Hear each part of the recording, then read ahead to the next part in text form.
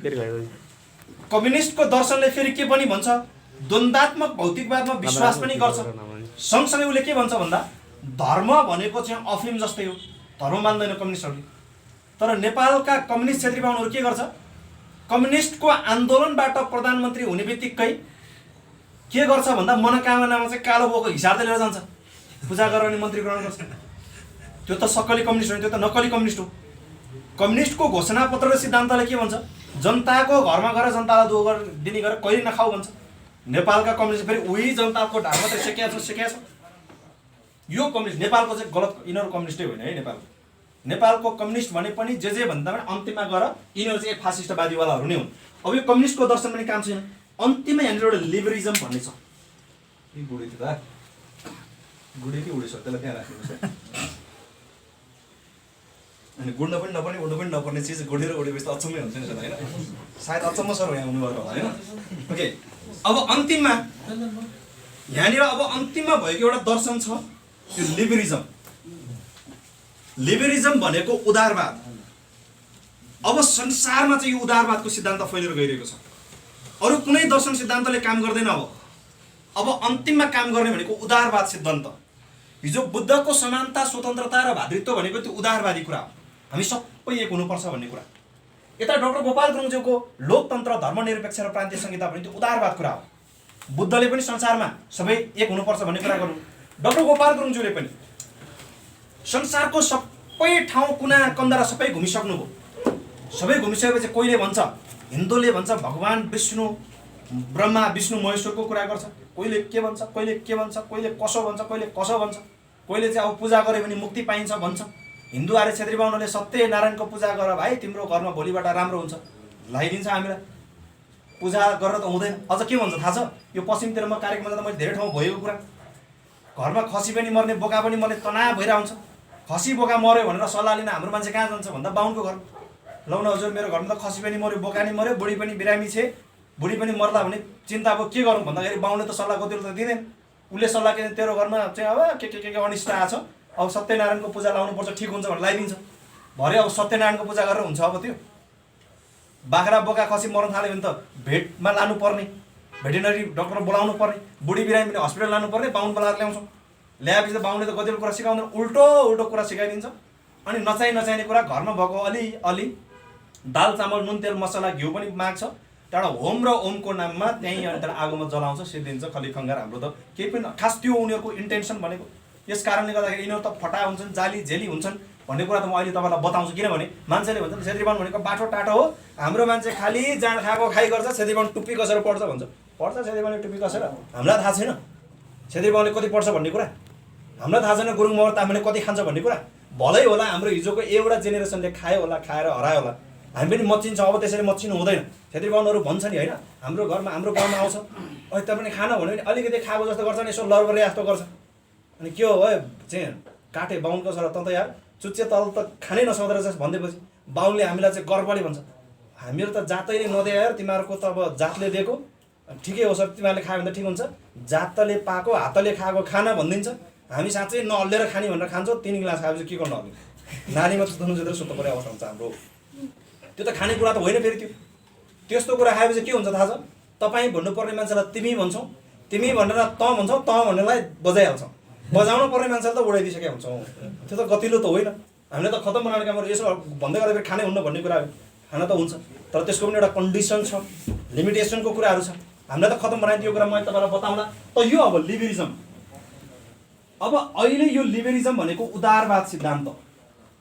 Doctor Gopal गुरुङज्यूले नेपालको विभिन्न भूभागहरू सबै घुमिसक्नु भएपछि र संसारै उहाँले घुमिसक्नु भएपछि उहाँले अन्तिममा आएर भन्नुभयो, संसारमा मान्छेले ठुल्ठुला कुरा गर्छन्, के कसो भन्छन्, संसार सबै घुमिसकेर मैले आकाशतिर फर्केर हेरेँ, एउटा खुल्ला आकाश देखेँ, तलतिर फर्केर हेरेँ, एउटा विशाल धरती देखेँ। यो दुईटा भन्दा अरू केही छैन रहेछ संसारमा। जे छ यो दुईवटा कुरा मात्रै छ। मास्तिर फर्केर हेर्दा खुल्ला आकाश देखिन्छ, तल फर्केर हेर्दाखेरि एउटा विशाल धरती देखिन्छ, त्योभन्दा बाहेक अरू केही पनि देखिन। यस कारणले गर्दाखेरि यो संसारमा जन्मेको हरेक प्राणीहरू चाहिँ स्वतन्त्र भएर बाँच्न पाउनुपर्छ भन्ने चाहिँ गोपाल गुरुङको लडाइँ थियो। अब हामी हेरौँ त, हामी गुरुङ मगर तामाङ राई लिम्बू शेर्पा कोचे मेचे धिमाग पनि उही प्रक्रियाबाट जन्मेको, छेत्री बाहुन पनि उही प्रक्रियाबाट जन्मेको। छेत्री बाहुन जन्मिँदाखेरि शासन गर्न, राजनीति गर्न जन्मे अरे, हामी गुरुङ मगर तामाङ कामी दमाई सार्की शासित हुन जन्मे अरे। यस्तो हुन्छ? हामी गुरुङ मगर तामाङ कामी दमाई सार्की चाहिँ आमाको कोखमा जम्मा चाहिँ 8-9 महिना मात्रै बसेर जन्मेको, अनि छेत्री बाहुनहरू चाहिँ उसको आमाको चाहिँ भिआइपी कोखमा 15 महिना बसेर जन्मे हो र? ऊ पनि त्यही 8-9 महिनामा जन्मेको, हामी पनि उही 8-9 महिनामा जन्मेको, उसको पनि त्यही एउटा सम्बन्धबाट जन्मेको, हाम्रो पनि त्यसरी सबै एउटै हिसाबले जन्मेको होइन। जन्मिँदाखेरि त हामी त स्वतन्त्र भएर जन्मिन्छौँ नि, होइन र? अनि जन्मिसकेको मान्छेलाई चाहिँ कसैले दास दासी बनाउने प्रथा जुन छ त्यो चाहिँ गलत प्रथा हो, त्यो हुनु हुँदैन। त्यसको निमित्त उदारवाद चाहिन्छ भन्ने कुरा चाहिँ यो उदारवाद लोकतन्त्रले मात्रै गर्छ अथवा यो लिबरलिजमले मात्रै गर्छ। त मङ्गोल नेसनल अर्गनाइजेसन भनेको चाहिँ यो केमा अब विश्वास गर्छ मङ्गोल नेसनल अर्गनाइजेसनले भन्दाखेरि, मङ्गोल नेसनल अर्गनाइजेसनले चाहिँ उदारवाद लोकतन्त्र, मङ्गोल नेसनल अर्गनाइजेसन चाहिँ यो उदारवाद लोकतन्त्रमा विश्वास गर्छ, जहाँभित्र चाहिँ उच्च निचको कुरा छैन, जहाँभित्र हत्या हिंसाको ठुलो मसानोको कुरा छैन। यसले चाहिँ के भन्छ भन्दा, फेरि यसले अब हामीले के बुझ्नु पर्यो भन्दा, हिजोसम्म छेत्री बाहुनहरूले हामीलाई लुटेर भुटेर कुटेर पिचेर मिसेर जसरी नि खायो खतम बनायो, अब हामी मङ्गोल सत्तामा पुगेर बाहुन त्यसो गर्नुपर्छ भन्यो भने त्यो फेरि कहाँ पुगिन्छ? हामी पनि यो फासिजमतिर पुग्यो नि, फेरि अन्त सकियो नि, काम लाग्यो र? हामी त यो उदारवादमा छौँ, लिबरलिजममा छौँ अथवा उदारवाद लोकतन्त्रमा छौँ। यसले चाहिँ के भन्छ त भन्दा, हामी यो देशको गुरुङ मगर तामाङ राई लिम्बू शेर्पा कोचे मेचे दिमाग कामी दमाई सार्की चामे कोडे गाइने थारू गंगर जिरेल सुरेलदेखि लिएर छेत्री बाहुन यो सबै समुदाय चाहिँ नेपालमा आफ्नो हक अधिकार र अस्तित्वसित बाँच्न पाउनुपर्छ भन्ने चाहिँ यो उदारवाद लोकतन्त्रको विश्लेषण हो। यही उदारवाद लोकतन्त्र चाहिँ अब कसले बोकेको छ त भन्दा, यो चाहिँ मङ्गोल नेसनल अर्गनाइजेसन भन्ने राजनीतिक सङ्गठनले अथवा राजनीतिक दलले बोकेको छ। अब यो उदारवाद लोकतन्त्र भनेको मैले अघि बताइहालेँ तपाईँलाई 6वटा सोच मध्ये सबैभन्दा अन्तिमको 2वटा उत्तम सोचबाट बनेको चाहिँ यो उदारवाद भित्रको यो लोकतन्त्रमा मङ्गोल नेसनल अर्गनाइजेसनले विश्वास गर्छ र अब मङ्गोल नेसनल अर्गनाइजेसनले भनिरहेको छ नेपालको हकमा हिजो छेत्री बाहुनले हामीलाई खतम बनाएर खाए। डाक्टर गोपाल कुञ्जुले नि भन्नुभएको छ, यो देशमा हिजो रामबडी दीक्षित भन्ने बाहुनले भलो कुराको नमुना भनेर सन्देश लेखेर त्यहाँनिर के लेखे, यो देश भनेको जङ्गली भुस्तिक्रे पाके खर्पने ढाक्रे ढोक्रेहरूको राखिदेऊ भगवान्, यिनीहरूलाई यसै गरी राखिदेऊ, यिनीहरू सुध्री हाम्रो श्रीखुरी कहाँ जाला, मन्त्री मण्डल चुन्दा बाहुन छेत्री उली चुन्नु, मतवाली कवै नहुल्नु भनेर हिजो रामबडी दीक्षित बाहुनले भन्यो। भनेको के हो भन्दा, यो देश भनेको जङ्गली भुस्तिक्रे भनेको, जङ्गली भनेको पूर्वको राई लिम्बू, भुस्तिक्रे भनेको राई लिम्बूहरू, पाखे भने तामाङहरू, खर्पने भनेको नेवारहरू, पाखे खर्पने ढाक्रे ढोक्रे भनेको गुरुङ मगर तामाङहरूको देश हो यो देश भनेको। यिनीहरूलाई यसै गरी राखिदेऊ भनेको, अहिले हामी जस्तो छौँ यस्तै राखिदेऊ, यिनीहरू सुध्रिए हामी सुध्रिए, हाम्रो श्रीखुरी कहाँ जाला भनेको गुरुङ मगर तामाङ राई लिम्बू शेर्पा कोचे मेचे धिमाल कामी दमाई सार्की चामे पोडे गाइने होइन, दनुवार सुनवार जिरेल थारू, यिनीहरू सुध्रिए हाम्रो श्रीखुरी कहाँ जाला भनेको हामी मङ्गोलहरू सुध्रियो भने बाहुन छेत्रीको श्रीखुरी कहाँ जाला। त्यसैले मन्त्रीमण्डल चुन्दा छेत्री र बाहुनलाई हालेर चुन्नु, यो मतवालीहरू भनेको हामी मङ्गोलहरू कसैलाई नहाल्नु भनेर कसले भन्यो? रामबडी दीक्षित भन्ने बाहुनले भन्यो। त्यसै अनुसार राजा महेन्द्रले के गर्न थाले, साँच्चै छेत्री र बाहुनलाई मन्त्रीमण्डलमा हाल्न थाले। हामी गुरुङ मगर तामाङलाई लाखा पाखा लगाइदियो, खतम बनाइदियो। मान्छेले भन्छ नि हिजो 1910 को जङ्गबहादुर राणाको कानुनले हामी सबैलाई मतवाली त बनायो, त्यो मतवालीभित्र पनि के गरिदियो भन्दा, गुरुङ मगर राई लिम्बूलाई नमासिने, तामाङ शेर्पाहरूलाई मासिने मतवाली बनाएर हालिदियो। अनि के भयो, तामाङहरूलाई पिप्पाको भन्दा माथि जागिरै नपाउने, तामाङ लेखेर अघि बढ्नै नसक्ने, गुरुङ मगरलाई पनि फेरि सेनाभित्र 2वटा छुट्टै गण गरे, कालीबहादुर र गोरखपुर गण भनेर त्यहीँभित्रै लडाइदियो त्यतापट्टि। राई लिम्बूहरूलाई चाहिँ फेरि ब्रिटिस आर्मीको एउटा चाहिँ लोभ देखाइदियो, त्यतापट्टि लाग्दा हाम्रो देश सबै खतम बनाएर लग्यो, छेत्री बाहुनले खाएर सिद्धाउन आँटिसकेको अवस्था छ। अब यो कन्डिसनमा आउने क्रममा हिजो रामबडी दीक्षितले त्यस्तो खालको सन्देश दिएर हामी समग्र मङ्गोलहरूलाई खतम बनायो। अब गोपाल गुरुङको दर्शनले हामी मङ्गोलहरूमाथि पुगेर छेत्री बाहुनलाई त्यस्तै गर्नुपर्छ चाहिँ होइन है। फेरि हामी पनि त्यता लाग्यो, त्यो छेत्री बाहुन र हामीमा केही फरक छ? हामी त मङ्गोलहरूको संस्कारले त्यसो गर्नु दिँदैन। हामी मङ्गोलहरू भनेको दानी ज्ञानी छौँ, होइन र? हामी गुरुङ मगर तामाङ राई लिम्बू शेर्पा कोचे मेचे धिमाल कामी दमाई सार्की चामे पोडेको घरमा गयौँ भने, अथवा हामी आँखा चिम्चो नाक थेप्चो भएको मङ्गोलहरूको घरमा, यो त हाम्रो संस्कार हो नि त। इभन म भरत सरको घरमा गएँ भने भरत सर चाहिँ बिहानको 11 बजे ठ्याक्क घरमा खानासाना पकाएर खाना रेडी हुनुभएको छ, डाइनिङ टेबलमा गएर आफ्नो प्लेटमा त्यो भाँडोलाई खाना ठ्याक्क हाल्ने बेलामा म पुगेँ भने उहाँले के भन्नुहुन्छ, ओहो रिन्सेन सर तपाईँ आइपुग्नु भएछ, खाना खानु भएको छैन होला, ल आउनुहोस् आउनुहोस् बसेर सँगै खाउँ भनेर भन्नुहुन्छ उहाँले। भरत तामाङ भयो भने, भरत तामाङको ठाउँमा भरत दाहाल भयो भने के भन्छ फेरि त्यहाँ, भरत दाहाल भएर अनि त्यहाँ खाना हाल्ने बेला म पुगेँ भने, ओहो रिन्सेन सर आउनु भएछ, तपाईँ त खानासाना खाएर आउनु भयो होला, म खान्छु है भन्ने एक्लै खान्छ भनेको छेत्री बाहुनहरूको संस्कार त्यस्तो हुन्छ नि त। उनीहरूको त्यो कुटिल संस्कार किन हुनु पुग्यो, यसको फेरि एउटा छुट्टै हिस्ट्री छ। त्यो केलाउन थाल्यो भने 3 घन्टा लाग्छ फेरि, त्यो छुट्टै इतिहास छ। तिनीहरूले किन त्यस्तो भयो त भन्दाखेरि कारण छ नि त, त्यति हुँदैन नि त। हामीले घरमा पाल्ने बाख्रा र जङ्गलमा पाउने मृग प्रजाति त एउटै होइन र। हामीले घरमा पाल्ने गरेर बाख्रा कति सोझो हुन्छ, कति सुधो हुन्छ, उजो घाँटीमा लगेर खुकुरी हान्न आँट्यो भने पनि भाग्दैन, थापेर बस्छ। घाँटीमा खुकुरी झ्याक्क परिसकेपछि अनि छटपटिन्छ, खानै पाउँदैन। तर जङ्गलको मृगलाई हेर्नुहोस् त, ओ यहाँ आइजन आउँदैन, म तपाईँलाई टाढैबाट देख्नु त्यो टाफ कसरी भएको छ नि, त्यो किन बाटो त्यो किन लाटो भने जस्तै हामी मङ्गोलहरू कति दानी ज्ञानी भयौँ, छेत्री बाहुनहरू कति दुष्ट भयो, त्यसको पछाडि एउटा कारण छुट्टै कारण छ। तर यसो हुँदै गर्दाखेरि पनि हामी मङ्गोलहरू भनेको संस्कारको हिसाबले नै हामी दानी ज्ञानी संस्कारमा हुर्केको मङ्गोल समुदाय भएको कारणले गर्दाखेरि अब भोलि मङ्गोल नेसनले सत्ता प्राप्त गरिसके पछाडि, मङ्गोल नेसनल अर्गनाइजेसनले सत्ता प्राप्त गरेपछि यहाँनिरको यो 3वटा दर्शन छ नि, यो फासिजम, कम्युनिजम र लिबरलिजम मध्ये यो उदारवाद लोकतन्त्रमा मङ्गोल नेसनले विश्वास गर्छ र मङ्गोल नेसनले के गर्छ भन्दा छेत्री बाहुनहरूले त यो देशै उनीहरूको बनाउन खोज्छ। अहिले पनि त भन्छ नि छेत्री बाहुनहरू, ठुल्ठुला कुरा नगर तिमीहरू अहिन्दू अहिन्दू भनेर 81% 85% हामी हिन्दूहरूको देश हो भन्छ। देखाउन सक्छ 85% हिन्दू नेपालमा? यस्तो चाहिँ यस्तो झुक्याएर अब झुकिने खालको मङ्गोलहरू छ यो देशमा छैन अब त। तर मङ्गोल नेसनको फाउन्डर प्रेसिडेन्ट डाक्टर गोपाल गुरुङज्यूले एकदमै प्रष्टसँग भनिदिनु भएको छ, नेपाल भनेको 80% अहिन्दू मूलवासी मङ्गोलहरूकै देश हो, यो अकाट्टै सत्य हो। तर नेपाल भन्ने देशमा 80% मङ्गोलहरू सहित 20% हिन्दू आर्य छेत्री बाहुनहरूको पनि अस्तित्व सुरक्षित हुन जरुरी छ मानवताको आधारमा। तर उनीहरू यो देशको फेरि यही देशको उत्पत्ति बासिन्दा चाहिँ होइन नै, फेरि यिनीहरू आदिवासीको क्याटेगोरीमा पर्ने खालको हुन् यिनीहरू, किनकि यिनीहरू त भागेर आएको प्रमाण छ नि त। छेत्री र बाहुनहरू भागेर आएको भन्नु मैले भन्नु पर्दैन कि त्यो बाहुनले भन्छ। भारतमा एकजना हिन्दूहरूको दिग्गज पण्डित थियो केदारनाथ पाण्डे भन्ने, पछि उसले हिन्दूको सबै कुरा अध्ययन गरिसकेपछि अन्तिममा गएर बुद्ध धर्म बुद्ध दर्शन ग्रहण गरिसकेपछि उसको नाम राहुल साङ्कृत्यान भयो।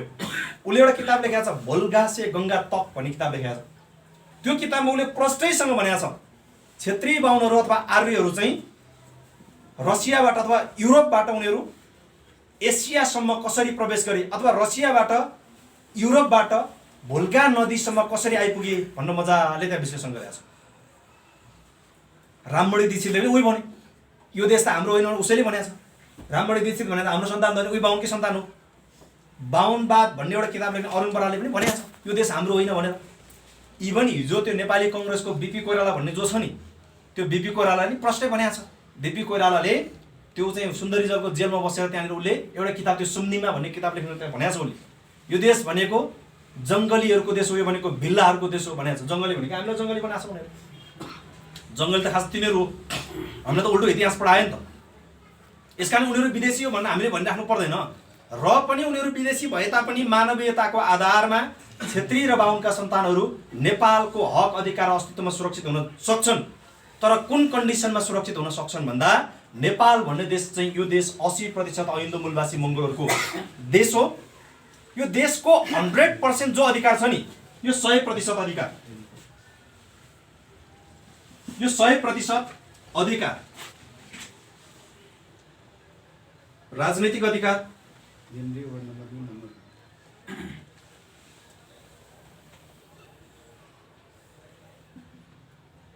त्यसपछि अर्को कुन अधिकार? शैक्षिक अधिकार, त्यसपछि अर्को आर्थिक अधिकार, त्यसपछि अर्को धार्मिक अधिकार, त्यसपछि अर्को सामाजिक तथा सांस्कृतिक अधिकार।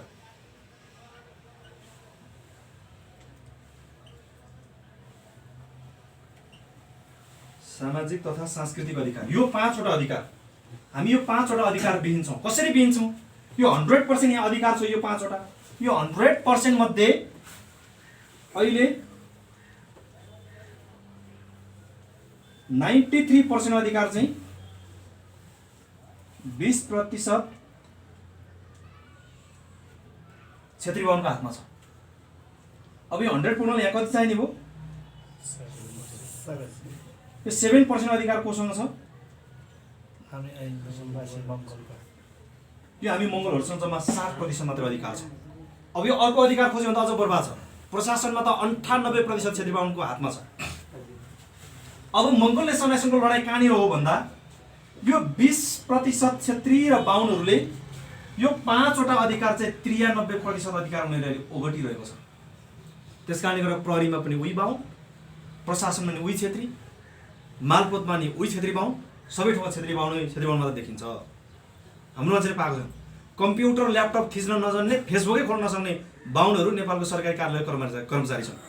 किन छ त भन्दाखेरि 20 जनाले 93 वटा जागिर ओगटेपछि त्यता काम लाग्ने नलाग्ने अरौटे भरौटे सबै आयो नि त। अनि अब यो हामी 80% मङ्गोलसँग चाहिँ जम्मा यो 5 वटा अधिकार 7% मात्र अधिकार छ हामीसँग। त्यस कारणले कहिलेकाहीँ कुलमान घिसिङले पाउँछ, अरूले पाउँदैन। हामीले किन पाउँदैन भन्दा यो 7% भन्दा सधैँ छैन हामीसँग। अब मङ्गोल नेसनलाइजेसनको अबको लडाइँ भनेको यो 80% मङ्गोलहरू चाहिँ यो 7% अधिकार भएपछि हामी 80% मङ्गोलको कति प्रतिशत अधिकार खोज्यो? यो 7% भनेपछि 93 होइन, 73% हाम्रो अधिकार खोसियो। यो कसले खायो? अब यो त यता खाइरहेछ नि 93%मा। यसले लुटेर भुटेर भुटनीति कुटनीति अपनाएर खाइरहेछ। अब यो 20% को जम्मा अधिकार उसको कति हुनुपर्ने थियो? 20% को 20% अधिकार हुनुपर्ने 93 खायो भनेपछि यहाँनिर कसको खायो त भन्दा हाम्रो चाहिँ 73% अधिकार रहेको 93% अधिकार खायो। अब मङ्गोल नेसनल अर्गनाइजेसन भन्ने हाम्रो जुन एउटा राजनैतिक सङ्गठन अथवा राजनैतिक दल छ, अब यो सङ्गठनले के गर्छ त भोलि भने यो सङ्गठन भोलि सत्तामा पुगेपछि यो राजनैतिक अधिकार, यो शैक्षिक अधिकार, यो आर्थिक अधिकार, सुन्दै हुनुहुन्छ? यो आर्थिक अधिकार, यो धार्मिक अधिकार अनि यो सामाजिक तथा सांस्कृतिक अधिकार हाम्रो 73% अधिकार जसले खोसेर खाइरहेछ। अब यो चाहिँ हामी के गर्छौँ भन्दाखेरि यो 80% मङ्गोलहरूले 80% अधिकारमा नै बस्नुपर्छ। यो 20% क्षेत्री बाहुनहरू कहाँ जानुपर्छ? 20% अधिकारमै गयो भने चाहिँ बल्ल के आउँछ? अब यसबाट चाहिँ यो लिबरलिजममा भएको के आउँछ? समानता अथवा इक्वेलिटीको सिस्टम चाहिँ बल्ल त्यसपछि आउँछ। भनेपछि मङ्गोल नेसनल अर्गनाइजेसनले चाहिँ यो 20% हिन्दू आर्यहरूले हाम्रो लुटेर खाइरहेको 80% अधिकार फिर्ता गराउने अभियान लागिरहेको छ। त हामीले यति बेला बुझ्नुपर्ने कुरा के हो त भन्दाखेरि भोलि मङ्गोल सत्तामा आउने बित्तिकै क्षेत्री बाहुन त लखेट्ने अरे, यार सिद्धाउने अरे, त्यो क्षेत्री बाहुनको त्यो घर चाहिँ मेरो, त्यो घर तेरो भनेर भाग्लाउनु पढी लानु भएन अरे। त्यो फर्फाद बाटो होइन, त्यसो होइन। हाम्रो काम भनेको 80% को 80% अधिकार फिर्ता हुनु पर्यो। 20%हरू चाहिँ फेरि 20% अधिकारमै उनीहरू के गर्नु पर्यो? बस्नु पर्यो। त्यसपछि के हुन्छ? समाजमा इक्वेलिटी हुन्छ, समाजमा समानता आउँछ। यो ल्याउनु पर्यो भन्ने कुरा चाहिँ मङ्गोल नेसनल अर्गनाइजेसनको अबको लडाइँ चाहिँ यहाँनिर हो। तर यसलाई झुक्क्याउनको निमित्त अब हामीलाई के गर्छ? कहिले के को नाममा हामीलाई लडाउने, भिडाउने, जुदाउने, खतम पार्ने भन्दा